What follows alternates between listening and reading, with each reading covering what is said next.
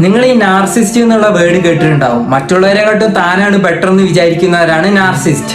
ഇവരെപ്പോഴും ഇവരെ കുറിച്ച് മാത്രമേ കെയർ ചെയ്യൂ, മറ്റുള്ളവരെ കുറിച്ച് കെയർ ചെയ്യില്ല. മറ്റുള്ളവരെക്കാട്ടും ബുദ്ധി ഇവർക്കാന്നും മറ്റുള്ളവരെക്കാട്ടും സ്മാർട്ടാന്നും ഇവര് വിചാരിക്കും. സിമ്പിളായി പറഞ്ഞാൽ ടു മച്ച് സെൽഫ് കെയറിംഗ് ആണ് നാർസിസം എന്ന് പറയാം. പക്ഷെ ഈ വേർഡ് എവിടെ നിന്നാണ് വന്നതെന്ന് നിങ്ങൾക്കറിയോ? ഗ്രീക്ക് മിത്തോളജിയിലെ നാർസിസ് എന്ന് പറഞ്ഞിട്ടുള്ള ഒരാളുണ്ടായിരുന്നു. അദ്ദേഹം ചെറുപ്പം മുതലേ ഭയങ്കര സൗന്ദര്യമുള്ള ഒരാളായിരുന്നു. അതുകൊണ്ട് തന്നെ ആ നാട്ടിലുള്ള എല്ലാവർക്കും അദ്ദേഹത്തിനോട് ഒരു പ്രണയം ഉണ്ടായിരുന്നു.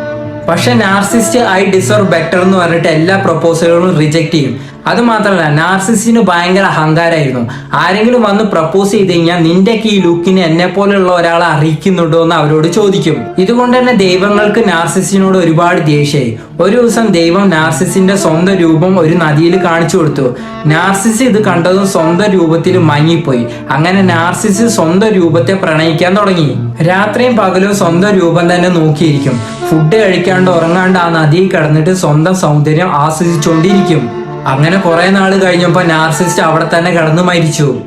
അങ്ങനെ കുറെ വർഷങ്ങൾ കഴിഞ്ഞതിന് ശേഷം ഈ ഫിസിയോളജിസ്റ്റ് ഈ സെൽഫ് ഒബ്സസ്ഡ് ആയിട്ടുള്ളവർക്ക് ഒരു പേരിടാൻ തീരുമാനിച്ചു. അങ്ങനെ ഈ കഥയിലെ നാർസിസ് എന്നുള്ള ക്യാരക്ടറിന്റെ പേരിലൂടെ ISM ചേർത്തിട്ട് പുതിയ വേർഡ് ആയിട്ടുള്ള നാർസിസം എന്നുള്ള വേർഡ് ഉണ്ടാക്കി.